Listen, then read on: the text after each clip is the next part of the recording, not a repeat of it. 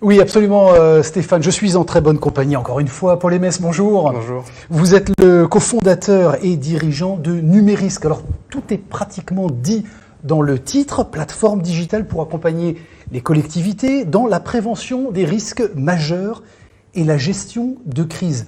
Il faut nous raconter, c'est une entreprise, moi j'adore ces entreprises parce qu'elles naissent au moment des études, au moment de votre formation, ou en tout cas de stage de fin d'études. Vous êtes en train de travailler sur le plan de sauvegarde d'une commune, vous allez nous dire laquelle sans doute. Qu'est-ce qui vous vient à l'esprit, qu'est-ce qui vous donne envie de créer Numérisque à ce moment-là ? Eh bien, comme beaucoup d'étudiants, donc j'ai travaillé pour une commune, j'étais détaché à la réalisation d'un plan communal de sauvegarde. Et donc j'ai passé plusieurs mois à l'élaboration de ce document. Et donc j'ai trouvé ça très complexe pour quelqu'un qui avait une formation en plus en gestion de crise, en gestion des risques. Je me suis transposé à une personne, un technicien d'une commune qui devait réaliser cette tâche et j'ai essayé de comprendre comment trouver une solution plus agile que le plan communal de sauvegarde actuel. Ça concernait uniquement la commune sur laquelle vous travaillez ? Oui, tout à fait. Vous vous êtes dit finalement ça peut être aussi duplicable et concerner d'autres territoires ? Ça concernait cette commune, mais ça peut en concerner les 35 000 autres qui rencontrent ces problématiques-là en fait dans l'élaboration de ce document et dans ces outils de pilotage. Bon, 35 000 communes, c'est effectivement celles qui constituent notre beau pays. Pour autant, ça veut dire quoi ? Que toutes les communes, même en fonction de leur taille, de leur niveau de maturité, ont un problème avec la gestion de crise, quelle qu'elle soit ? Oui, après on s'est vraiment intéressé aux problématiques rencontrées par les petites et moyennes communes, mais finalement, avec le recul, on se rend compte que tout type de communes ont des problématiques dans le domaine de la gestion de crise et dans le domaine de la prévention des risques. Quel type de crise, quelle nature de crise ? Alors évidemment, on va parler du Covid, mais avant ça, quel type de crise auxquelles elles étaient confrontées, ces communes ? Aujourd'hui, il y a deux sinistralités majeures en France, qui est l'inondation et la sécheresse. Et donc, l'inondation fait le plus de victimes et la sécheresse le plus de dégâts sur les infrastructures. Donc, c'est deux problématiques de risques majeurs qui sont vraiment identifiées, auxquelles on est très intéressé et très appliqué en fait. Et après, il y a une crise sanitaire qui est arrivée et qui a amené d'autres problématiques. Bon, est-ce que chez Numérisque, création, en tout cas vous avez commencé à travailler sur le projet en 2017, est-ce que vous aviez imaginé ce type de crise ? Est-ce qu'on pouvait l'anticiper, ce type de crise sanitaire ? Il y en a eu d'autres dans l'histoire, mais dans ces conditions, dans ces dimensions-là, et qui concernent directement notre territoire, est-ce que c'était possible ? Non, c'est difficilement imaginable, mais on peut s'y préparer. On peut s'y préparer, c'est pour ça que Numérisque a une vocation multirisque et pas uniquement centrée sur le risque inondation ou sécheresse. L'idée, c'est d'avoir une base d'outils pour être préparé à tout type de risque majeur, que ce soit Céveso, industriel, épizootie, sanitaire, etc. Alors, une crise sanitaire, ça peut intégrer un plan communal de sauvegarde ? Oui, ça fait partie des risques qu'on peut intégrer dans ce document, avec des process à suivre sur le territoire lorsqu'on est concerné par une crise sanitaire. Bon, est-ce qu'en étant un petit peu direct, Paul Aimès, vous diriez qu'il y a eu une forme d'impréparation ou en tout cas d'amateurisme sur certains territoires, Covid et gestion d'autres crises qu'on a pu connaître dans notre pays ? Non, je dirais pas amateurisme, je pense une forme de surprise. Moi-même, quand je me suis retrouvé face à la nouvelle du confinement, j'ai dû faire face à une forme d'agilité. Mais c'est vrai que ça a démontré, ça a mis en lumière certaines limites des acteurs français. Est-ce que c'est un problème structurel d'organisation justement entre territoire et pouvoir ultra centralisateur, ou est-ce que c'est un problème de culture finalement d'être tourné naturellement vers le numérique, d'investir dans le digital pour faciliter la gestion de ces crises ? Après, ça n'engage que moi, mais je pense qu'il y a une forme de cloisonnement qui est présente. Et donc nous, on arrive avec le digital pour essayer d'amener du décloisonnement, de la collaboration entre acteurs. Et c'est un pas vers une sorte de facilitateur de gestion d'événements. Pour moi, c'est l'une des premières problématiques. Quel accueil on vous réserve justement chez vos prospects, vos futurs clients ? Il y a plutôt des effets de résistance en se disant, bon, le numérique et la gestion de ces données, c'est plutôt... D'ailleurs, ce sont des données sensibles. Est-ce qu'on vous les confie facilement ? Oui, nous on a une démarche assez transparente vis-à-vis de ces données où on a mis en place des process de protection des données, d'accès et de protection à l'accès à notre solution qui traite directement de données très sensibles sur la santé des gens, sur la localisation de populations vulnérables. Donc on est obligé d'être très, très droit dans ce domaine-là. Mais l'accueil est plutôt positif, surtout sur des territoires très sensibilisés au risque. des territoires qui connaissent chaque année des épisodes tempétueux, des inondations ou des sécheresses en particulier. Donc c'est vrai que la culture du risque joue énormément dans l'installation de notre solution sur des territoires. Bon, l'enjeu, c'est de convaincre d'abord les élus d'investir dans vos solutions.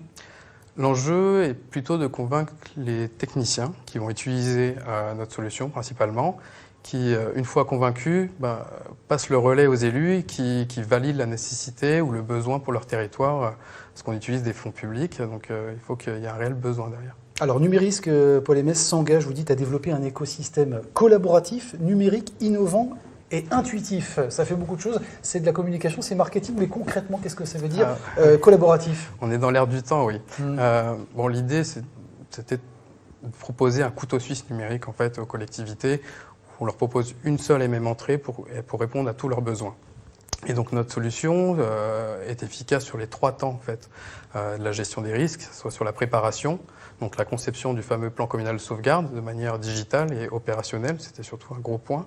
La partie gestion de crise, où là on essaye d'amener la partie collaborative et le décloisonnement entre acteurs, donc horizontal entre collectivités, mais aussi vertical entre services de l'État, services de pompiers, etc. Et puis, le 3e phase qui va être le retour d'expérience, le retour à la normale. Donc, essayer d'avoir des outils sur ces 3 temps à travers notre écosystème. Intuitif, ça veut dire que la prise en main est évidente pour des techniciens qui n'ont pas forcément la culture, la manipulation de ces outils-là? Oui, malheureusement, beaucoup d'outils ne sont pas designés pour être utilisés au quotidien. Et quand on travaille dans la gestion de crise, il ne faut pas être perdu dans l'interface d'un logiciel. C'est la dernière chose qu'il faut, pour ne pas perdre ses moyens. Et donc nous, on a travaillé pendant 1 an et demi, depuis 2017, sur le territoire de l'île d'Oléron. On a directement associé des collectivités pour travailler sur l'expérience utilisateur, travailler sur l'intuitivité de notre interface. Et ça allait jusqu'à choisir une croix ou une poubelle pour une fonctionnalité. Bon, ça veut dire qu'une fois que vous avez vendu votre solution à une commune, vous l'accompagnez dans la prise en main, dans la formation à l'utilisation de ces outils? Voilà. Donc en fait, depuis 2014, les collectivités ont l'obligation de mettre un plan communal de sauvegarde lorsqu'il y a un plan de prévention des risques sur leur territoire. Donc il y a 2 cas de figure. Il y a des communes qui n'ont pas de PCS et des communes qui ont des PCS. Et donc nous, il fallait qu'on ait une solution qui puisse s'adapter à l'existant ou pas. Et donc on réalise un diagnostic du plan communal existant, on customise la plateforme au plan communal pour pas que la collectivité soit perdue en passant sur le parti numérique. Et derrière, on les forme, si nécessaire, à la prise en main et à l'utilisation quotidienne ou non de la solution. Bon, qu'est-ce qui est le plus difficile, Paul Aymès, c'est de travailler avec des petites communes qui n'ont pas forcément le budget ou la capacité d'investir, ou de grandes collectivités qui ont pour le coup, cette capacité d'investissement, mais pour autant des process de décision collégiale et parfois un peu complexes, il faut le dire. Les 2 facettes ont des avantages et des inconvénients, c'est certain. Je dirais que c'est plus une question de culture du risque et du sujet, de la gestion de crise. C'est quelque chose de très ponctuel et donc c'est une question de sensibilité en fait, des acteurs publics à se dire on se met autour de la table et on décide d'installer ou de mettre en place des solutions pour mieux faire face à quelque chose qui est ponctuel et peu fréquent. Ouais, ça coûte cher de s'offrir Numérisque pour les collectivités qui n'ont pas beaucoup de budget, qui sont des périodes de contraction, en tout cas de meilleure gestion, soucieuses de l'euro près? Tout est relatif vis-à-vis de la collectivité, mais on a essayé de construire des offres qui peuvent répondre à toutes sortes de typologies de communes.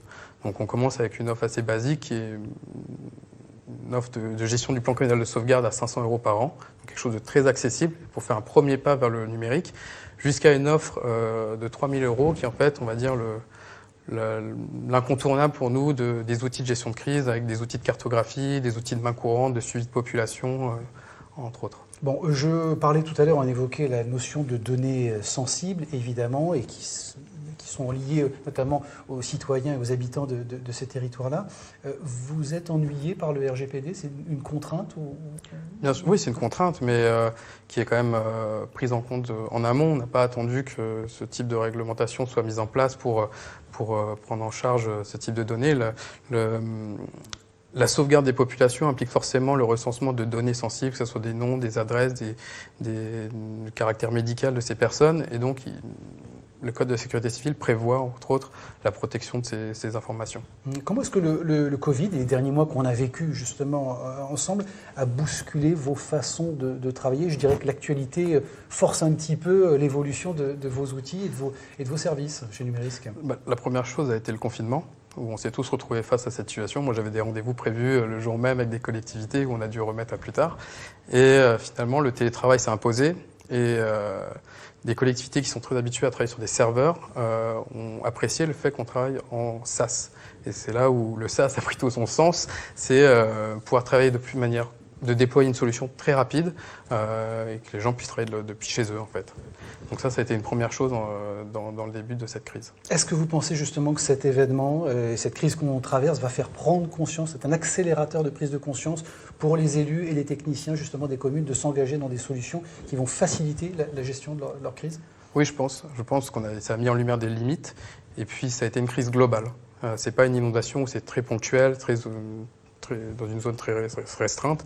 Ça a été global, donc tout le monde a été touché et concerné par cette crise. Et donc nécessairement, ça implique des questionnements sur l'existant en fait, dans ces collectivités. Bon, vous avez évoqué des territoires qui sont connexes à celui qui nous concerne. Est-ce qu'il y a des opportunités de dupliquer vos solutions sur d'autres territoires au niveau national et voire au niveau international? C'est tout ce qu'on souhaite à Numérisque. Oui, ça a été complètement pensé pour être adapté à tout type de territoire en France et à tout type de risque majeur.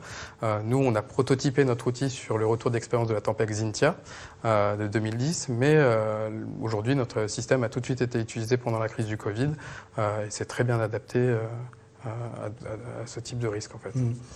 Paul Aymès, merci beaucoup pour notre échange. Je rappelle que vous êtes co-dirigeant et fondateur, bien entendu, de Numérisque, plateforme digitale pour accompagner les collectivités dans la prévention des risques majeurs et la gestion de crise. À suivre pour justement la suite de cet après-midi, c'est un témoignage à travers une vidéo. C'est Christine Belin qu'on va retrouver. Elle est co-dirigeante de Rhapsody, spécialiste du portage salariale. Elle a 5 minutes pour nous montrer comment le partage salarial s'est digitalisé pour gagner en autonomie, en efficacité et notamment en sécurisation des process. On se retrouve juste après cette vidéo avec Xavier Lemercier pour la suite de notre échange sur ce plateau One to One.